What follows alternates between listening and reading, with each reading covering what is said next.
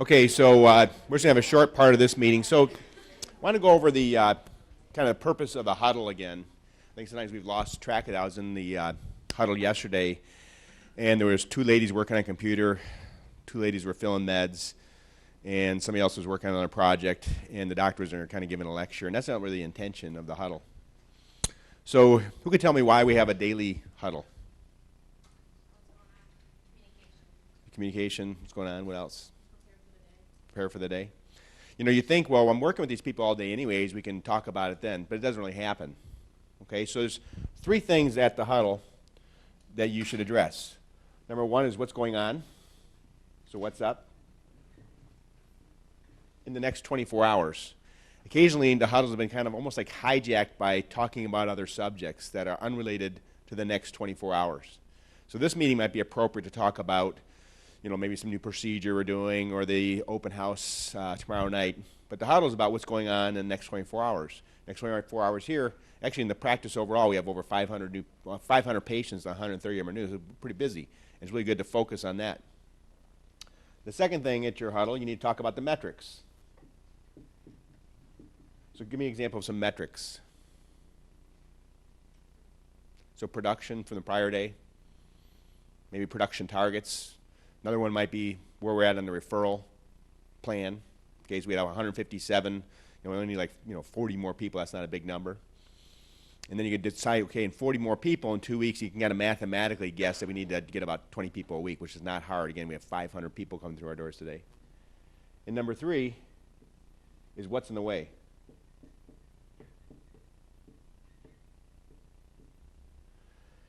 And what I've noticed is that it's kind of turning into like a lecture. Now this meeting here is me talking, and Mary talking, and Regina talking, and you're listening, because it's sort of like a heads up, letting you know what's going on in the next month. You know, we got some marketing initiatives, and we have an open house, and we have the ladies' night out, and that's sort of like a heads up so you know what's going on. But the morning huddle is identifying what you need to be aware of today. Okay, what you need to be aware of specifically today. So like tomorrow, we're going to be having, maybe in the morning huddle, we might be talking about the Cool Sculpt event. And maybe there's some people that cancel, we can add them on for that day. That's fine. Maybe today you talk about, well, we have 157 new patients scheduled for referrals for a referral contest. That means we've got to get, at every office, one new referral per day. And we'll obviously make it. And certainly we can do that in 500. You might talk about where your production numbers are at and how you're going to kind of kill it again. Let's say we're already over. At what point do we move the target up? So that's your daily huddle, and I expect that every day, starting like now, that you're going to identify individually what you're going to do to make these things happen.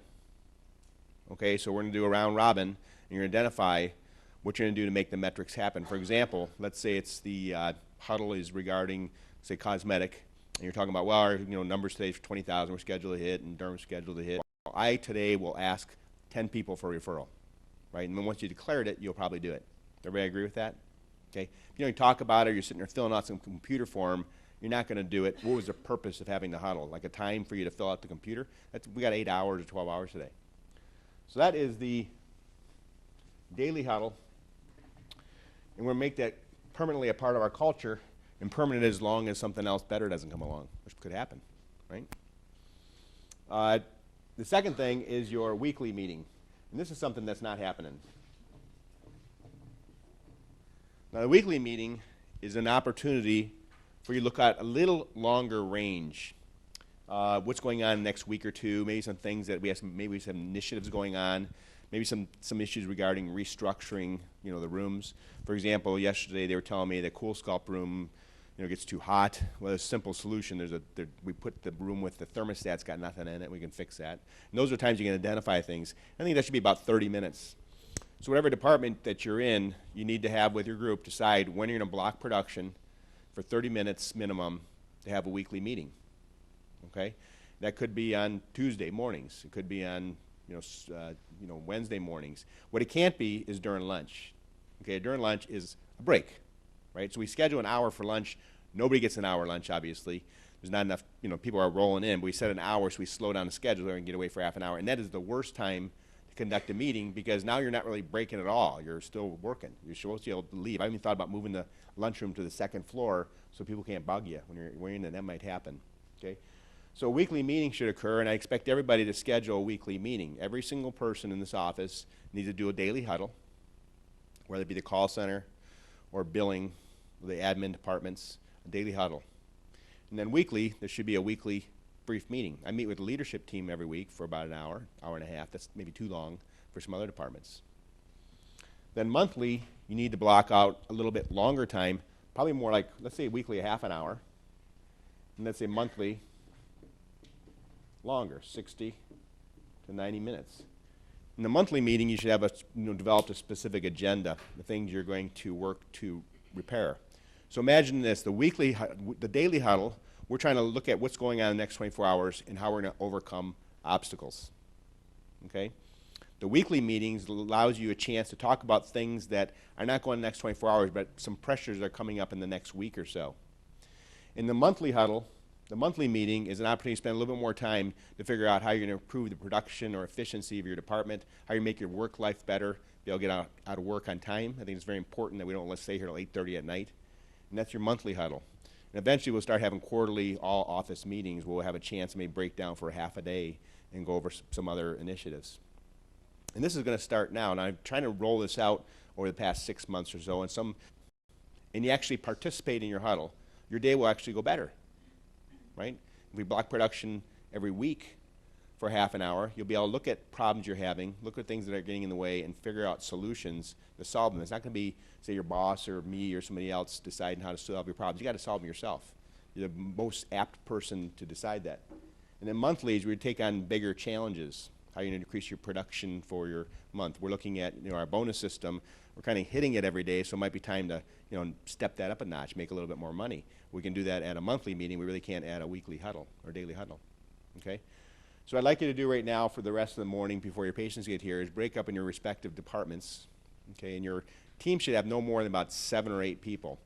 When you get more than 7 or 8 people, you can't possibly communicate. Like right now, you're not communicating with me. I'm talking to you. Right? Somebody might raise their hand and say something, but this is not a good forum for discussion. This is the opposite of discussion. This is like a lecture. Okay? So this is what we call a heads up. Heads up, we're going to do meetings. Meeting, you solve problems. You solve problems. I sent this before in the Friday Focus. If anybody's not getting those, talk to your peers about how to get those. That's how I'll communicate with you.